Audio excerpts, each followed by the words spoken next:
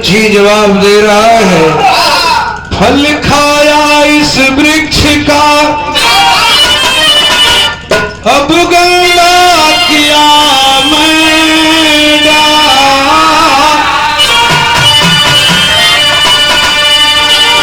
फर्ज हमारा ही होता है, मैं भी जल जाऊंगा।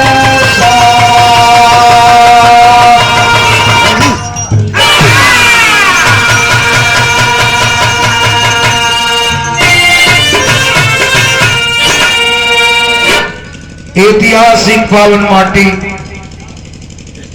धर्मधारी शहीदी धरती, रतवार के पावन धरती पर बैठे हुए देवता रूपी हे हमारे श्रोता भगवान, और इस नगर की लक्ष्मी कहाने वाली बैठी हुई अगल बगल में घर में दरवाजे पर जो सुन रही है मेरी मां बहने, कोटि कोटि मैं प्रणाम